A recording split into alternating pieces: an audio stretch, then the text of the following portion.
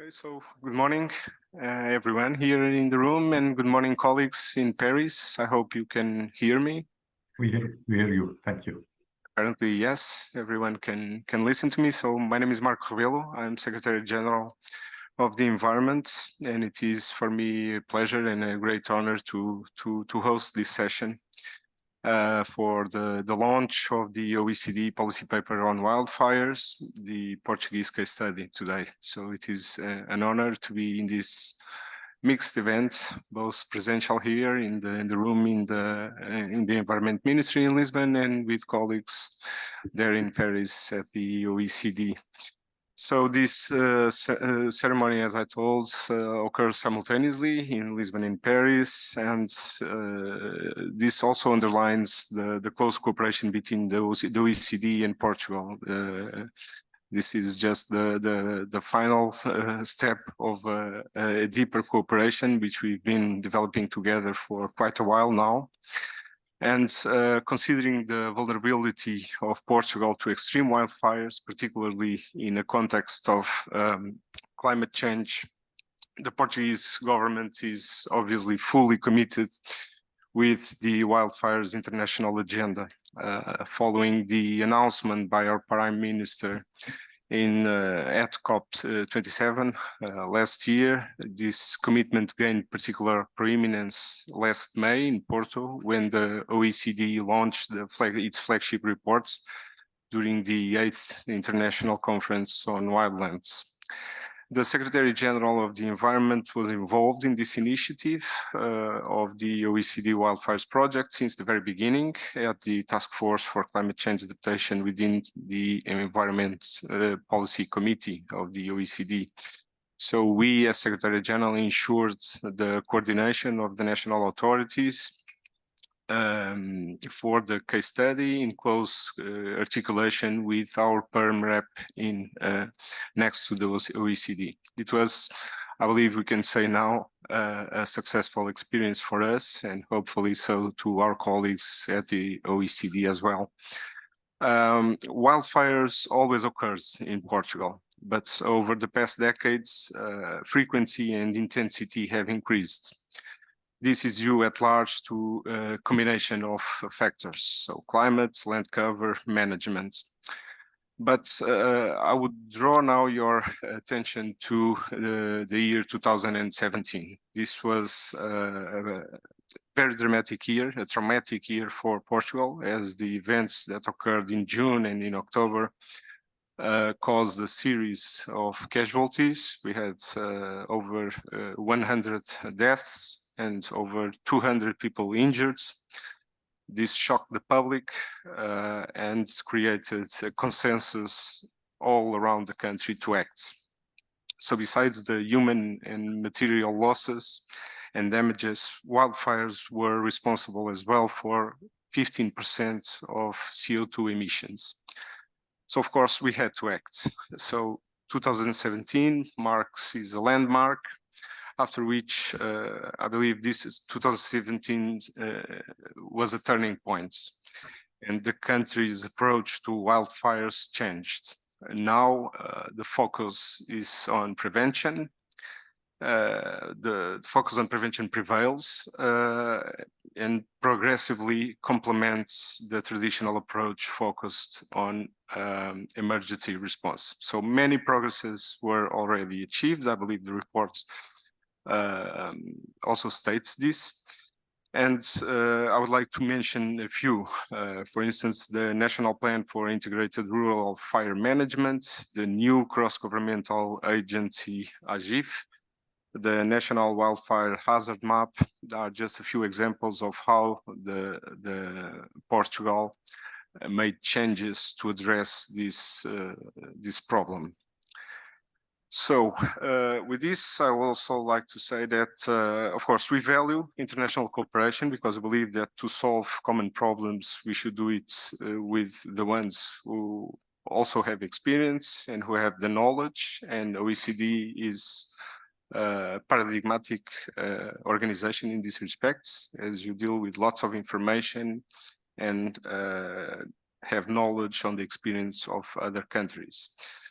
We appreciate the OECD independent review, of course, during this project, and I am confident that this policy paper will constitute guidance to move on building national resilience to extreme wildfires.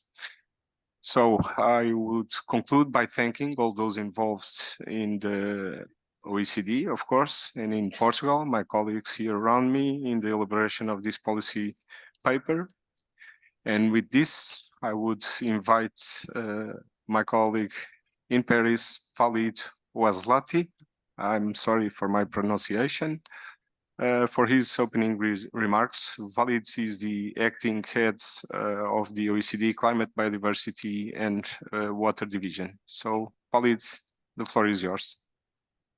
Good morning, dear Marco Rebelo, Secretary General, dear colleagues and friends in Portugal. From Paris, and in the name of all my colleagues here at the OECD, let me also warmly welcome you to this event today.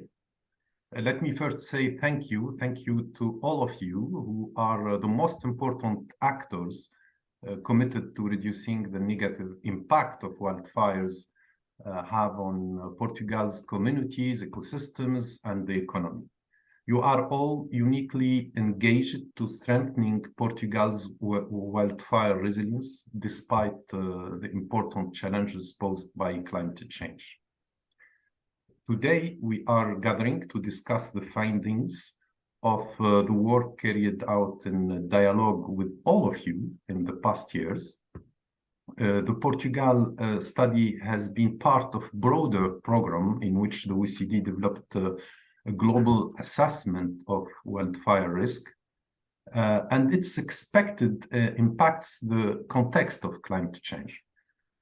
Before my colleague introduced the finding on Portugal, I would like to share some key insights from our global study first. In the aftermath of yet another extreme wildfire season, the question of whether and how we can contain such fires in the future is particularly pressing. Many of this year's wildfires occurred in areas that are not used to them. For instance, in Canada, wildfires started especially early in the year and to date have burned over record-breaking 16 million hectares, almost twice the size of Portugal.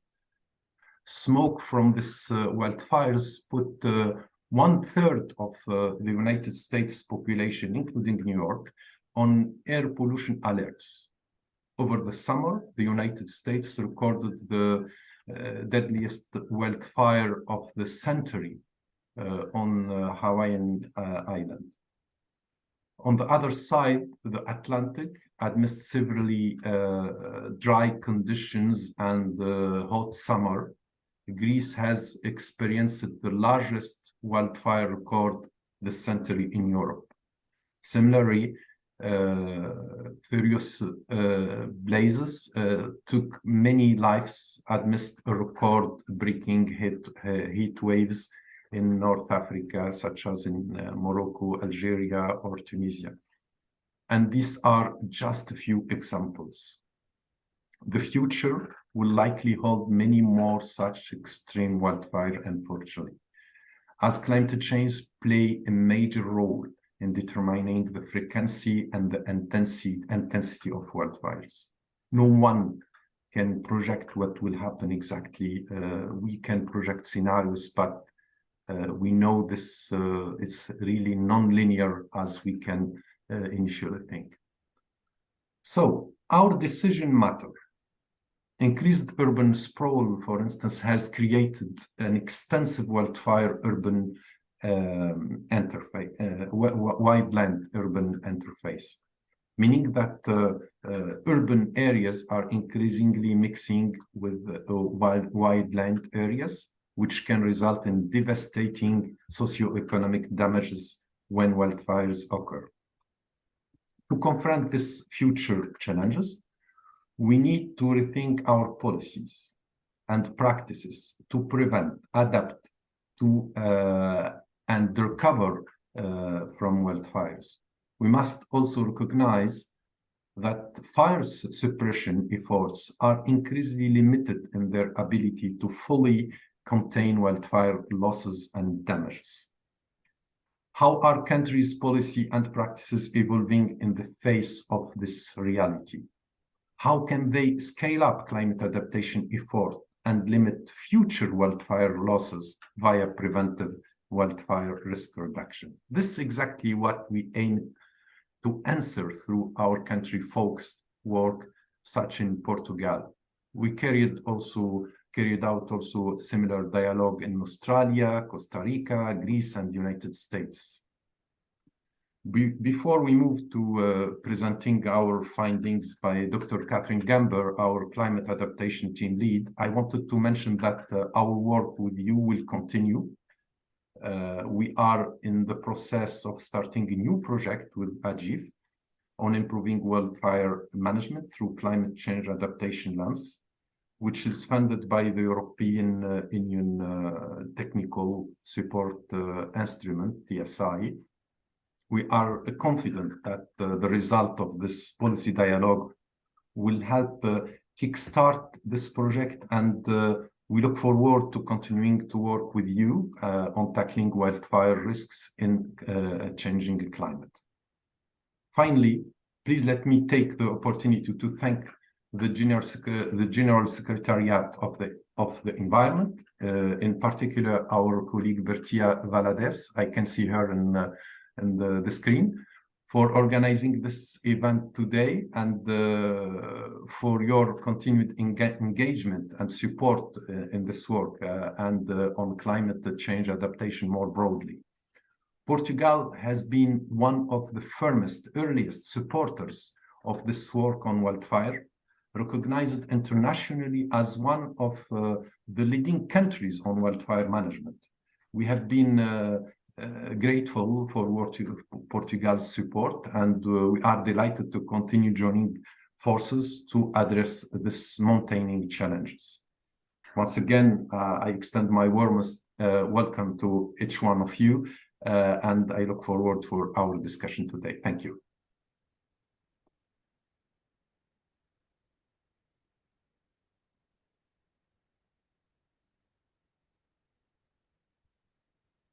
Thank you very much, Walid. Also, rest assured that from our part, we will keep fully committed to work with you.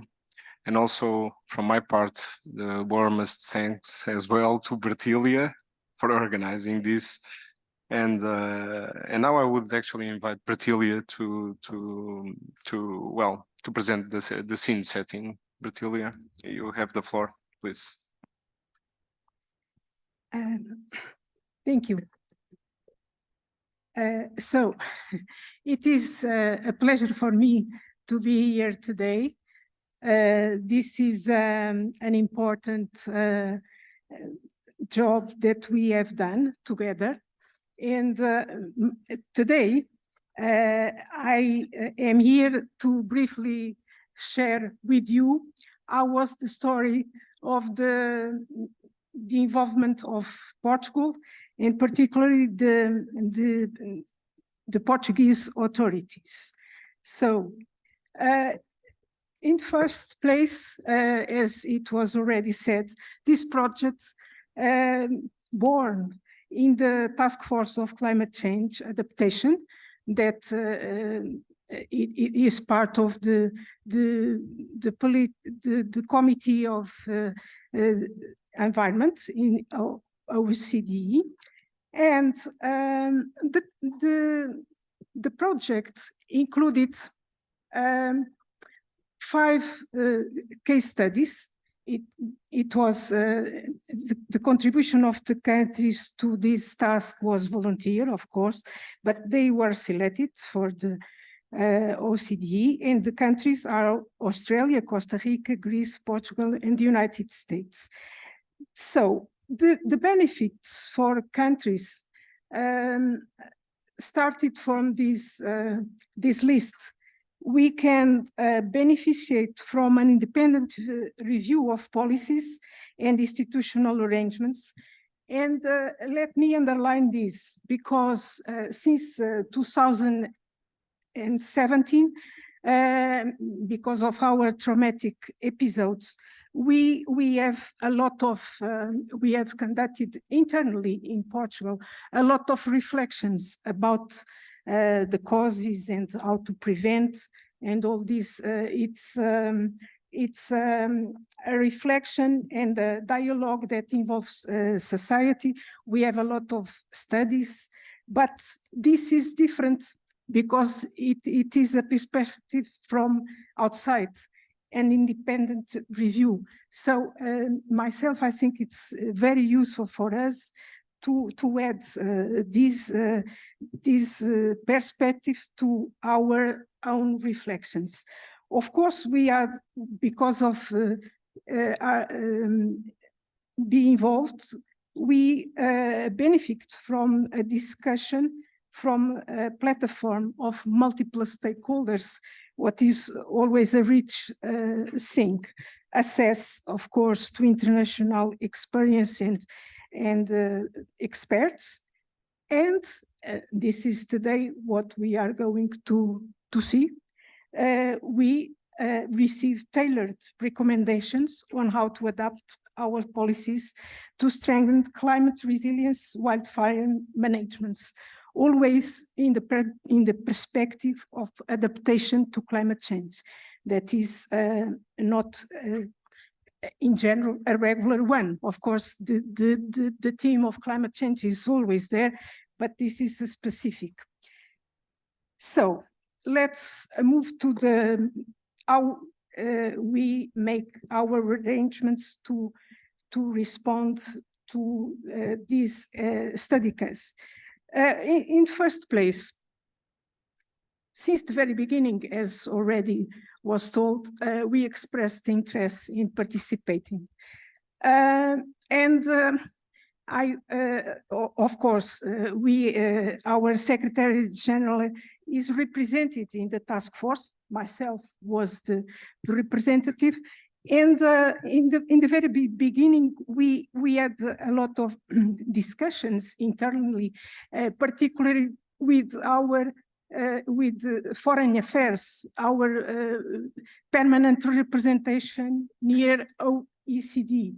And I'm glad to add here today our colleague Maria, that was previous in the permanent representation, and our first talks about how to do to respond to the case study for Portugal.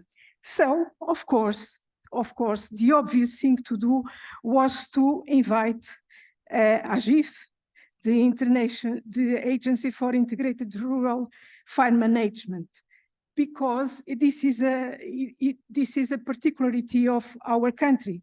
AGIF, and I have my colleague here today, was invited to lead. AGIF was created in 2019,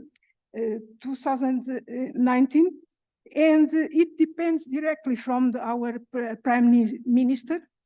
The intention is to improve governance by promoting better articulation between different actors. AGIF is responsible for the implementation of this master strategic national plan for fire management with the horizon from 2030.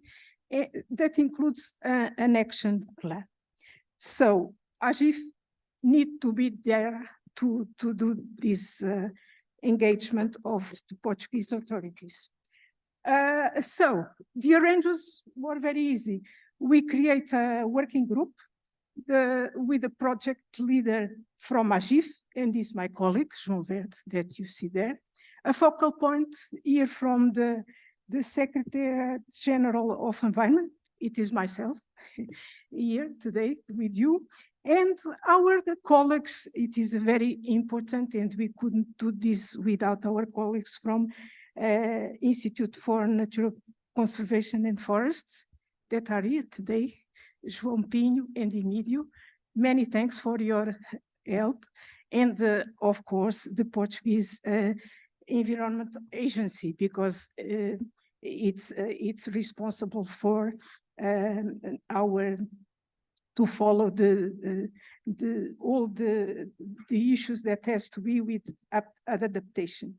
So what was the role of this group? Of course, myself and João had close contacts with OECD team, but all the documents were reviewed together, and the starting point, as OECD does for this kind of thing, it is a very big questionnaire with initial questions to start. So we answered it with these colleagues.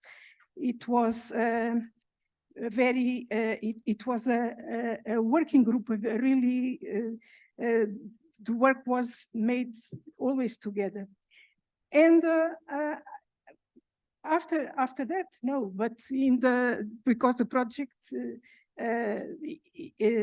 lasts for the last 2 years, but in June of 2022, we hosted here, of course, under the responsibility of OECD, consultations in the format of bilateral meetings. It was an initiative that we intend to be with a broad perspective. So several public organizations, municipalities, NGOs, forest associations, academia, insurance companies, they were all invited to discuss the situation and share the situation and perspectives. All these colleagues were invited for today too. And in my opinion, this was very interesting because everyone was so motivated to share perspectives and to providing constructive perspectives to build solutions. It was refreshing to notice that. So this was the exercise as at large, and now we have the results, and you can consult it always in the site, and next presentations will show what are the output. Thank you.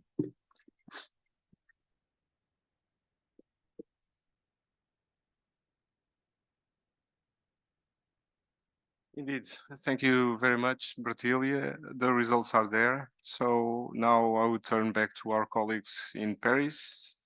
I believe it's Marta Erbinolo who will present us with the key findings of the policy dialogue. So Marta, you have the floor. Thank you, Secretary General, and good morning, everyone. It's a pleasure to be here with you today to present the key findings of our wildfire work on Portugal. My name is Marta Erbinolo. I am a policy analyst at the OECD Environment Directorate, and I will present today on behalf of the OECD team, which is present virtually, as you can see on screen. Next slide, please. So very briefly, to provide some background, as many of you know, at the OECD, we were honored to launch our global report on wildfires at the 8th International Wild and Fire Conference that took place in Porto last May. And the report was a great exercise for us, which allowed us to provide a cross-country analysis of how wildfire risk is changing in the context of climate change, but also how countries are responding to this growing challenge. And the report also aimed to provide a list of recommendations, policy recommendations that will hopefully help countries in enhancing their wildfire management in the context of climate change. The case study report that we present today, focused on Portugal, complements this global report because it really looks in detail into the experience of Portugal with the growing occurrence of wildfires and how Portugal has been addressing this growing challenge. As it was mentioned before by Bertilia and other colleagues, this work was informed by desk research and policy research, but especially by a number of stakeholder discussions, consultations that we conducted in Portugal in summer 2022, where we discussed and we really learned a lot from many of you. that are present today. Next slide, please. So what emerges from all of this work we performed at the OECD on wildfires is that Portugal is not alone in its efforts to address wildfire risk. In fact, we have seen in many countries this summer and in past years that wildfire risk, and especially extreme wildfires, are on the rise in many countries. And indeed, scientific evidence is showing that wildfire frequency, wildfire severity, the size of wildfires, but also the duration of the fire season are on the rise in many regions of the world. And just to provide some numbers that can be interesting comparatively, we know that in Australia, the frequency of wildfires has doubled in the past 40 years. And in the United States, we know that fire severity has increased by 8 times in the past 40 years. As you can see on this map, the biggest increases in the duration of the fire season are observed in many continents, in South America, in North America, in Central Asia, in Southern Europe. And you can see on this map already that Portugal is one of the most affected countries, not only in Europe, but really at the global level. Next slide, please. So zooming in on Portugal a bit more, we know that the most extreme wildfire events experienced by Portugal have been recorded in the past 20 years, with particularly strong wildfires occurring in 2003, 2005, and especially 2017. And the 2017 fires are particularly striking, not only because of their impacts, but also because they burned on that year 560,000 hectares, which represents almost 60% of the total burned area of the European Union on that year. We also know that the fire season in Portugal has extended beyond its traditional start and end dates. And indeed, fires now are way more likely to occur throughout the year. Next slide, please. So as we highlight in the global report, as well as in the Portuguese case study, there are several drivers behind the increasing frequency and severity of wildfires. Among the drivers that are induced or favored by humans, we know that environmental degradation, unsustainable land practices, all play a role because they really contribute to make ecosystems and landscapes more prone and less resilient to wildfires. In parallel, we know that the planting of non-native flammable species is also a key problem in some countries, including in Portugal, where, for example, the expansion of eucalyptus forest has likely facilitated the intensity of the 2017 and 2018 fires. Another key driver of wildfires that is particularly relevant for Portugal is rural land abandonment, which is the migration of people from rural lands to coastal and city areas. And this is an issue because it facilitates the accumulation of vegetation that nobody manages and that can fuel wildfires. This trend, as I said, is particularly prevalent in Portugal as well as in other Mediterranean countries. And we know that in Portugal, rural depopulation decreased from 5.7 million to 3.4 million over 50 years. It's an incredible number. Finally, our OECD report shows that human drivers are not only contributing to the occurrence of wildfires, but also to their impacts. And this is because the wild and urban interface, which is the area where the built environment and the wildland vegetation meets, is increasingly exposing people and assets to wildfires. And this increases the cost to countries and to communities. Next slide, please. But along with the human drivers of wildfires, we know that climate change is also playing a big and increasing role in affecting the occurrence, the intensity, and the behavior of wildfires. Just being very, very brief, we know that this happens because climate change affects atmospheric temperatures, precipitation, wind, lightning patterns, heat waves, droughts, and all of these climate events are affecting weather and fuel conditions that are conducive to wildfire.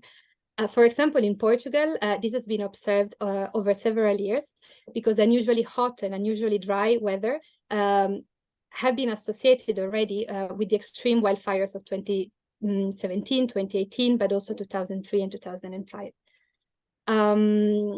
The result of these patterns is that in Portugal, as well as in many other countries, wildfires are becoming more frequent, more large, and more intense.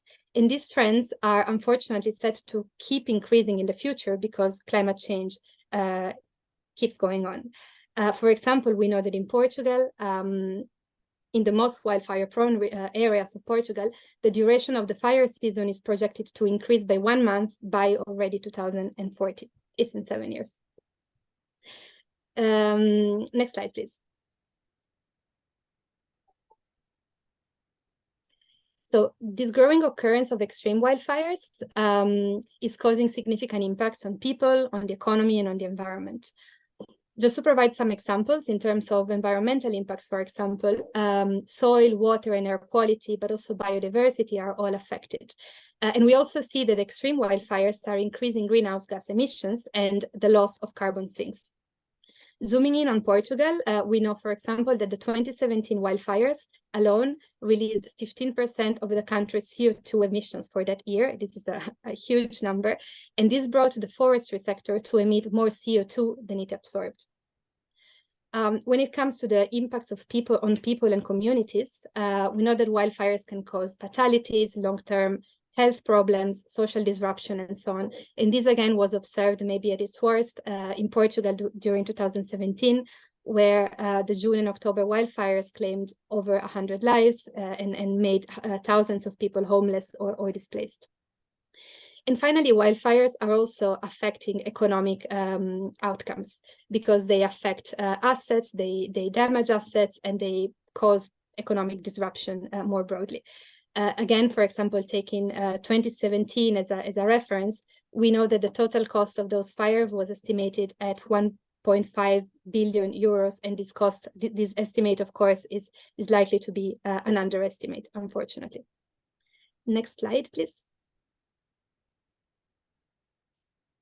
And next again. Next slide, please. Thanks. So the question we sought to answer in our case study was, how has Portugal responded to this growing challenge? In our analysis, we found that the policy community in Portugal is increasingly aware of the complex challenges posed by climate change when it comes to wildfires. And we found that the country has undertaken several very important reforms to strengthen its wildfire management system. We observed that this process had started already in the early 2000s, but 2017 really represents the turning point in the country's approach to fire management. And this is because these extreme fires triggered a major reform process at the policy and institutional level, but also in terms of the measures and practices that are deployed on the ground. Next slide, please.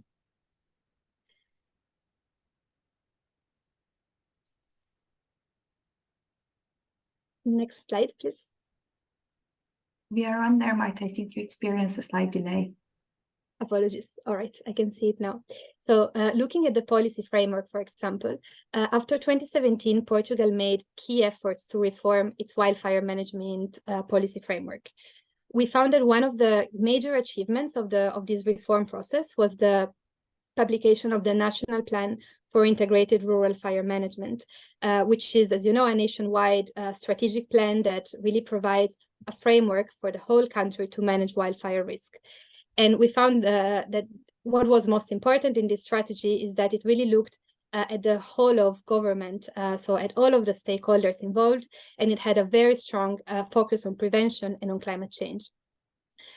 In parallel, the importance of building resilience to wildfires has also increasingly been mainstreamed in sectoral policy strategies, such as, for example, the National Forest Strategy, the Strategy for Nature Conservation and Biodiversity, the National Program for Spatial Planning, and so on.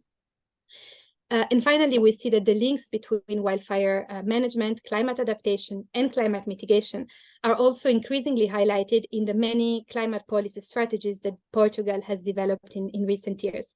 And maybe just to mention one of many, this is most visible in the Action Plan for Adaptation, or P3AC, which identifies wildfire prevention as the key priority for climate adaptation in the country. Next slide, please. So the policy reform process that was launched in 2017 has gone hand in hand with the big changes at the institutional level as well. Since one of the key challenges of wildfire management identified after 2017 was the limited coordination among policy stakeholders. The National Plan for Integrated Rural Management introduced a process chain, so-called process chain, which aims to clarify the roles, the responsibilities, the procedures for wildfire management in the country. And in addition, as was mentioned before, a GIF was also established with the goal of facilitating coordination and knowledge exchange, but also with the goal of building capacity throughout the government. We also observed, in terms of institutional changes, that there has been a growing role for municipalities in wildfire management, for example, through the development of local land use plans and local forest protection plans. And as a result, since 2017, we can say that collaboration and coordination in Portugal have significantly improved. But we also observed, and we heard from many of you, that further coordination efforts will be key to keep advancing the NPI-FM objectives. Next slide, please. One other element that emerged after the 2017 wildfires was the importance of prevention in the fight against wildfires. Historically, Portugal, as well as most other countries of the world, has mostly focused its wildfire management efforts on wildfire suppression. But again, the 2017 disaster shed light on the insufficient level of prevention before a fire occurs. And as a consequence, the policies and the practices that were developed since then have really helped strengthening preventing action throughout the whole wildfire management cycle. And in fact, the prevention of wildfire risk is particularly relevant in the context of climate change, because this context makes extreme wildfires more difficult and sometimes impossible to manage or to contain once they have started. Prevention has been the core focus of our study, as you will see in the next slides. And I will try very briefly to take you through the key changes in this direction that we have observed. Next slide. So in recent years, Portugal has invested many resources in the better assessment of wildfire risk. We find that a central element in wildfire risk assessment in Portugal is the presence of a strong national wildfire hazard map developed by ICNF, which is shown on the slide. Because this map classifies hazard level, Portuguese areas based on 5 categories of hazard levels. And this information is used in practice to inform prevention measures, but also to allocate resources for firefighting, fire monitoring, and so on. One key gap, perhaps, that we observed is that the hazard map does not integrate yet information on the projected impacts of climate change. And this is something that is probably to be considered in the future. And another remaining gap that we observed in risk assessment is the absence of wildfire risk maps at the national level, which is to say maps that do not only show the likelihood of fire, but also the extent to which communities and assets are exposed.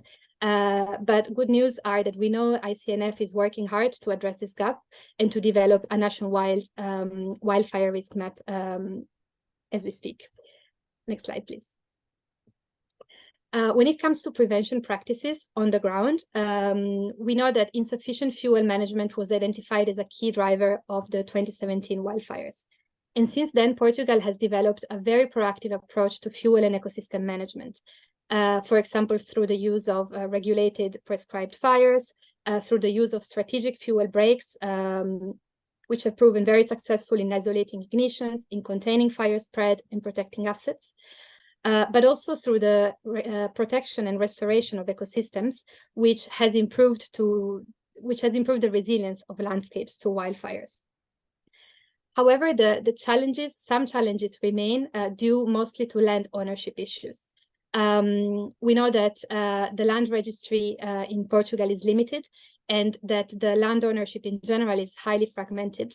And these two issues limit the profitability of active land management for private owners, and also hamper law enforcement on private lands by public institutions. To address these issues, there have been several initiatives in place, for example, Condominio del Deia, mechanism to support carrying out of fires, and so on. So we see that major efforts are being taken, and continuing to resolve land ownership issues and encouraging active land management on private lands will remain key to reduce the occurrence and the impacts of wildfires going forward. Next slide, please. Land use planning and building regulations have also significantly evolved after the 2017 and 2021 wildfires. We see now that there are in place more stringent conditions for building in Portugal, especially in fire-prone areas. And we know that construction is actually forbidden in areas of high or very high hazard.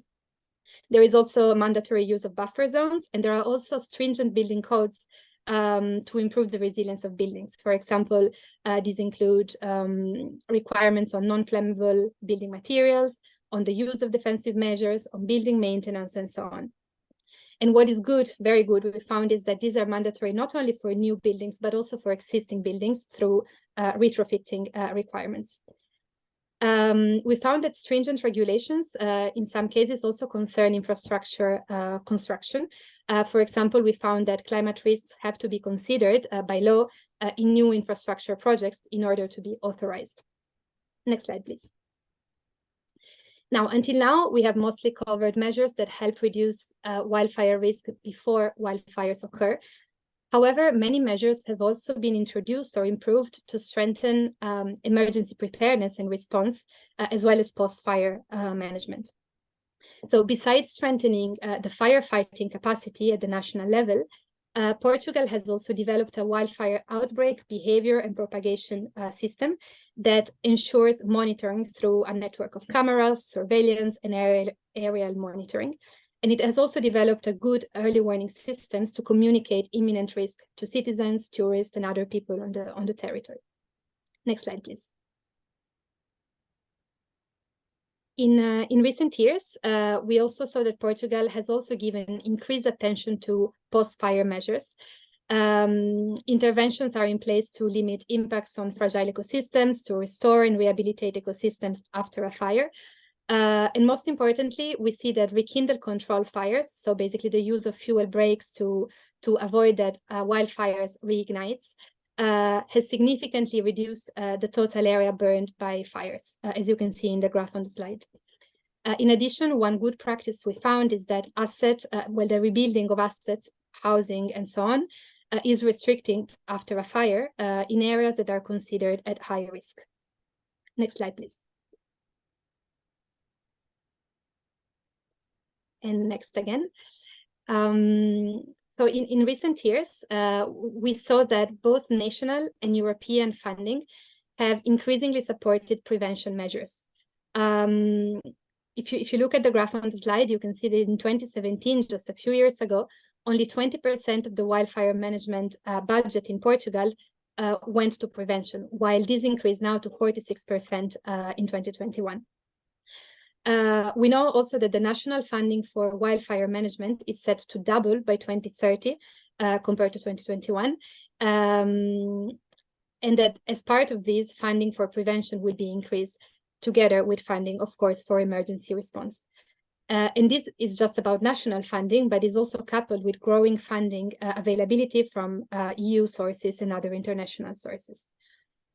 Perhaps the key challenge that remains is that there is no specific financial envelope for implementing the National Plan for Integrated Rural Fire Management projects.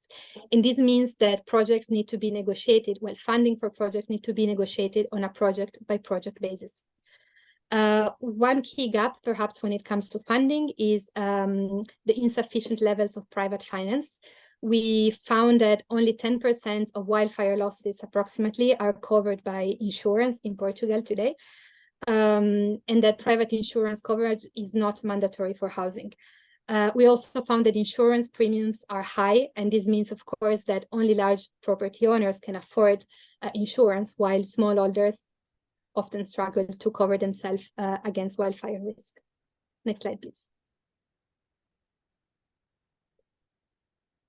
So these are, in a nutshell, the key findings of our analysis, and I hope you will find many more interesting insights in the report that is in the room with you today, but also in the global report that you can find online.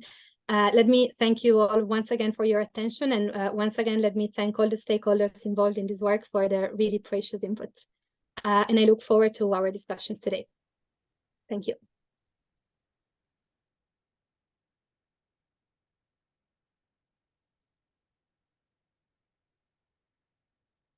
No, actually, Marta, I believe that's, and I believe I can speak for all the room here. We are the ones who have to thank you for the very comprehensive and clear presentation of the key findings. So thank you very much for that. So now I would turn on to João Verde from AGIF, who will present us with some reflections on the implications for future-proofing Portugal's wildfire management systems. You have the floor, João. Bonjour à tous à Paris. Bom dia a todos aqui presentes em Lisboa. Good morning to everyone else watching this somewhere, sometime in the future. I will be sparing you the presentations, but I will nevertheless be sharing with you some ideas or reflections I have upon reading the report of OECD has kindly offered. So I'd say we have heard numerous times that we have had many papers written over the years on the subject of wildfires and quite possibly also about climate change just as well. But still, I'd say one of the benefits of revisiting every so often these themes is that we get to remind ourselves of what we have been doing, what we have done in the past, the things we have to deal with in the future. And in so doing, our challenges are brought under a different light, possibly under a different perspective from the perspectives that we have ourselves been entertaining ourselves with thus far. So this OECD report is actually, at least for us, in my understanding, a very good capture of the Portuguese progress in the last few years.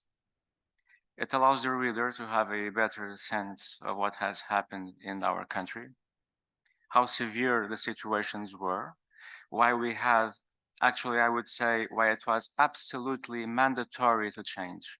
So in reading this report with full attention, please just not diagonally, but with full attention, it becomes to me and to the agency, and I'm quite sure for a lot of other people, acutely clear how change was and still is needed. But it's also clear, I would say, how far we have come since 2017, and it has been quite a ride, let me tell you. I truly believe also that this report focuses, or better said, highlights this process of refocusing that we have had in Portugal. And that's about broadening the scope on wildfire management. Extreme wildfires, we know, can happen everywhere, regardless of landscape or even institutional arrangements. So as long as there's fuel, we can have wildfires. And we have to look at them under a broader scope. So it's not only about the ignition and the suppression, which we are all very accustomed to on television. Wildfires start well before the ignition is declared, and they go far beyond suppression. And therefore, we are invited to look at a whole value chain that calls for proper planning and programming, for preparation, for prevention, most certainly suppression when it's needed. But then again, also post-fire under a mindset of continuous improvement. We have to improve processes. And I'm quite convinced that's one of the messages that can be taken from the report. So reading it as it stands in the relation of wildfires and the climate uncertainty we for sure have right now, there are a few key elements, not many, rest assured, that I want to reflect upon.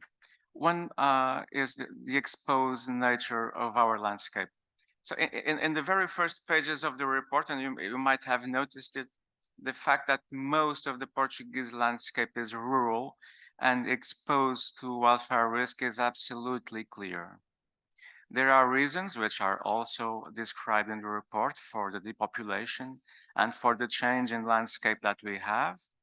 That landscape and that depopulation favors the occurrence and spreading of wildfires, and for that we truly need to adapt. Actually, the future of our land depends on it, and we have to feel it depends on it, because actually it does. And it must be an active adaptation. It has to do with adaptive management. We have to make decisions that consider the needs of people living inland. That's if you consider the people and their cultural heritage and the way they are used to conduct their business, you will bring them on to the challenge, and you will be therefore keeping them far less vulnerable than they are. It's well known that the Portuguese landscape produces flammable fuels rather quickly. We also know that severe weather will come upon us from time to time. That's really not anything that's a doubt, it's a certainty. We cannot avoid fire. It would be actually very unwise to want to avoid or suppress fire. It's a very natural process. It helps model landscapes.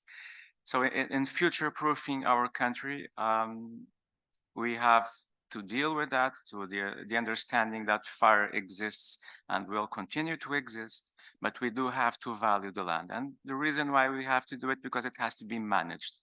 I'm quite certain nobody will be managing the land from which they derive absolutely no value. So it's not only about blindingly removing fuels, it's mostly about smartly managing the land so that people get value from it. In that sense, of course, we will be lowering vulnerability. In that process, we will also be driving people into a broader scope of alternatives to manage the fuels they have, so that they can use fire less often or even not at all. However, if they choose to use fire, and I'm thinking particularly about prescribed fire or prescribed burning, we should consider that to be extremely useful, and that's one of the things we should foster going forwards and future-proofing the country. It's, as I'm sure most of you know, it's a very inexpensive technique. And it's also one of the techniques that emits far less pollutants to the atmosphere in comparison to uncontrollable fire, of course. So if we work together with people who want or have a need to burn, we will be also making a contribution towards our climate goals. But moving forward, the report also brings or called my attention actually to another key point, which is better damage assessment and better risk management. There's quite of a challenge in trying to manage the things about which we do not know the value. And I hinted on this a few sentences back. So if you future-proof by better valuing the land and having better economic opportunities inland, in the rural areas where people usually tend not to live in, we are making a huge stride towards better risk management. If we do that, value becomes quite apparent. And as of now, the report, and we just heard that from Marta's presentation, we have a difficulty in knowing exactly where the most value resides. So I ask if the priorities that we are considering right now are exactly well defined. Are the decisions we are making not more on an emotional side rather than a rational one? I'm sure it's only to be expected to make more emotional choices, since we are sentient beings, but a bit more rationality is of course welcome and asks for improved accountability as well. So looking ahead, we have to have a clear knowledge of what the value at risk is, and that's one of the challenges to keep a good eye on. We have to know where the damages happen. We have to know where the expenditures are being made and for what reasons. We must improve also our monitoring. It's paramount to define key performance indicators, and I know that OECD has been hearing me talking about key performance indicators for quite some time now, because we have really to understand how successful our processes are, or lack of success thereof, and how we can improve. So that's absolutely paramount going forward and future-proofing our country, our landscape. And this leads me straight to another key point of which I have taken note of, which is that of financing and risk transfer. Well, many is too tight to mention. I remember Simply Red singing about this. It's the title of a song, but that's a fact. Many is too tight to mention, actually. And the fact is that everyone understands that money is needed to perform significant changes in the landscape, but also to maintain those changes. If you don't have money, you have no changes, you have no maintenance. I must say I have somewhat humble expectations about future-proofing our landscapes unless we have an integrated fire management common budget. I just saw on OECD's presentation a reference to the lack of a dedicated envelope for the national plan. And we truly believe at the agency that is absolutely paramount to have, of course, a dedicated envelope.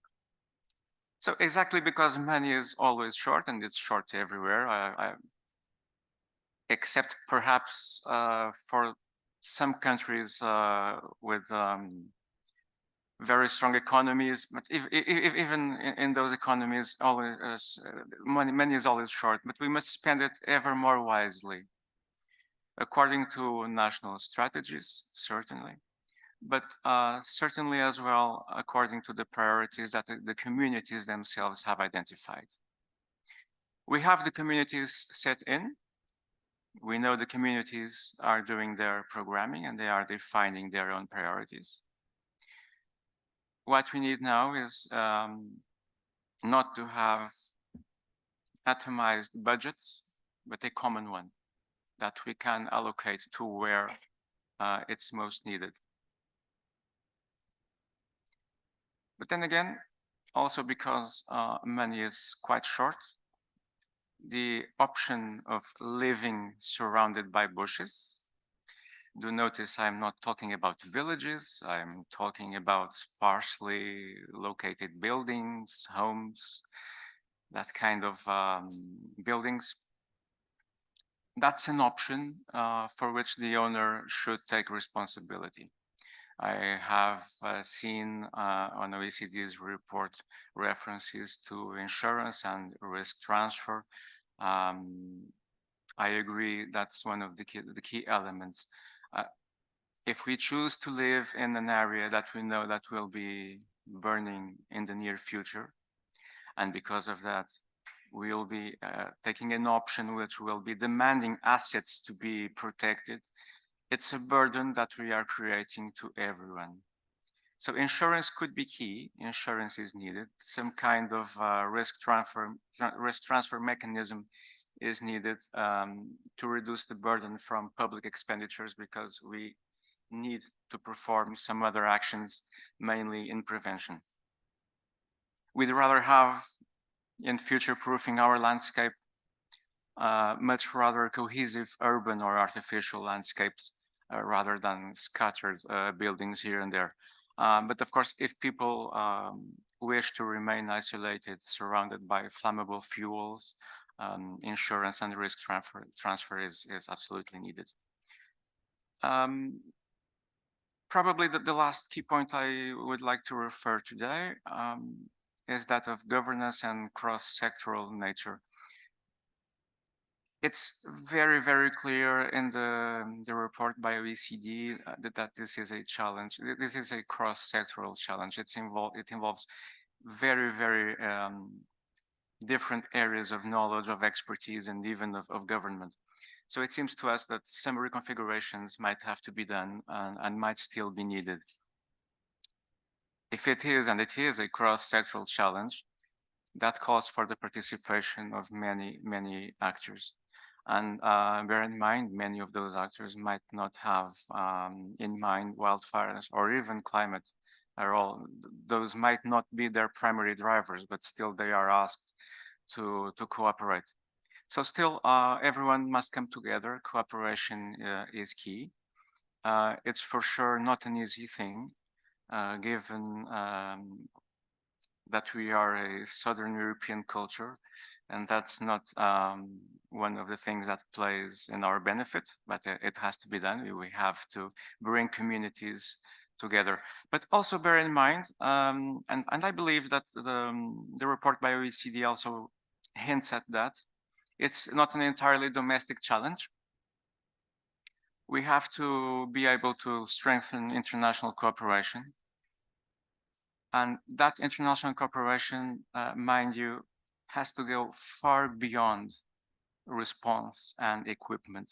The solution to wildfires doesn't lie in more equipment or necessarily in more response solutions. There's a lot of work to be done before that in prevention, in preparedness, in planning, in common procedures. We need common qualification and certification programs. We have to share best practices. We have to share personnel and expertise. We should have standard operational practices or procedures that go far beyond things like fire suppression. We should be able to make ourselves truly interoperable from an international standpoint. I would probably leave it at that and give the floor back, since I have taken quite a few minutes of your attention. So thank you.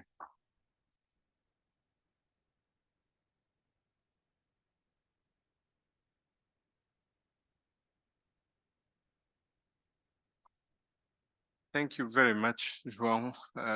As a non-expert and after listening to you, I believe that's, I mean, it's not so much the case that we do not know what to do. We do know what to do. Now what we need to do is do it.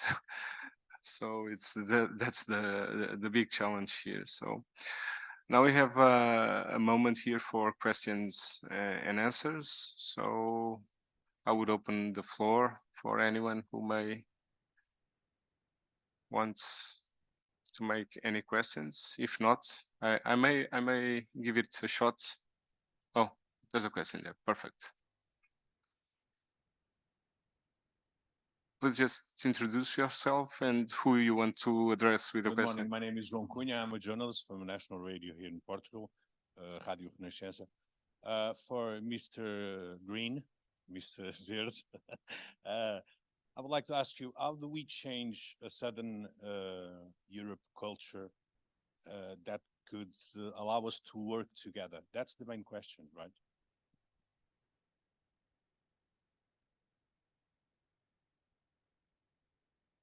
And that's a very good one. I would love to have a definitive answer. One of the things I do know, Southern European cultures are very mindful of their own things.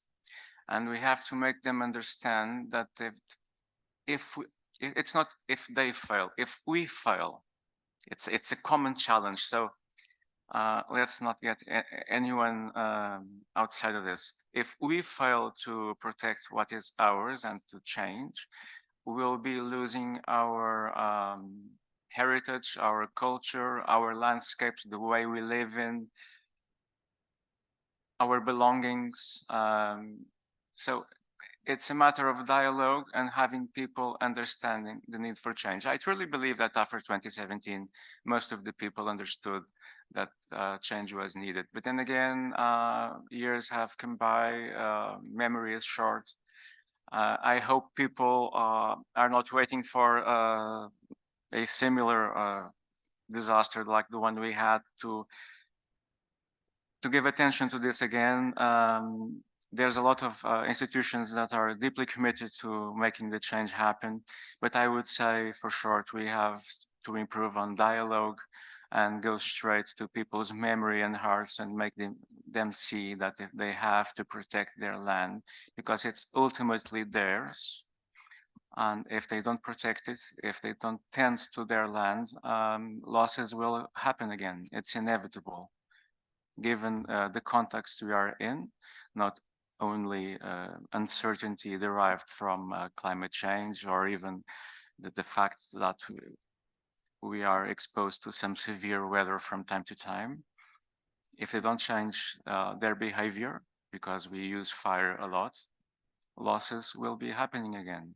So we have to speak plainly and simply to people and explain what we are doing and why we are doing it, and welcome them to the effort and not leave them behind. They are part of it.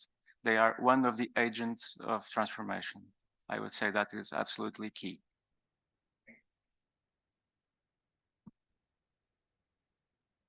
Thank you. Anyone else? No, it doesn't seem so. So I'll give it a try, because there's an emerging issue, I believe, in Portugal and elsewhere with the voluntary carbon markets. We were talking earlier before on this, and it seems to me that part of the problem in Portugal, and as I said, again, I'm not an expert in wildfires, but part of the problem is that people do not draw value from their land. So the land is abandoned and therefore it burns. So do you think voluntary carbon markets will have an impact and will help in fighting wildfires? Well, this could go as well to colleagues at the OECD, but feel free to take the floor as well. Yes, I have the feeling that one was also for me. So no problem there. Look, whatever helps valuing the land is welcomed and will make a difference. So yeah, sure. Things pertaining to carbon, to circular economy, green solutions. I'm quite agnostic on the nature of the initiatives as far as they bring value. If value is present, people will manage the land. Well-managed land will be far more protected regardless of land cover. That's one of the very important ideas that we should retain. It's more about management, less about what's on the land. Really, again, quite agnostic on that. If it brings value, if people feel that they can connect to the land and have some economic incentive, they will come forward, they will manage it, and therefore we should have less fire-prone landscape for sure. Thank you. Rebelo, can I have the floor, please? No, just to react on your question. The OECD have been working on the carbon credit markets, and we are about preparing and launching a report for the G7 on carbon credit market, and to make the link between the voluntary carbon market and the compulsory one that organized by governments.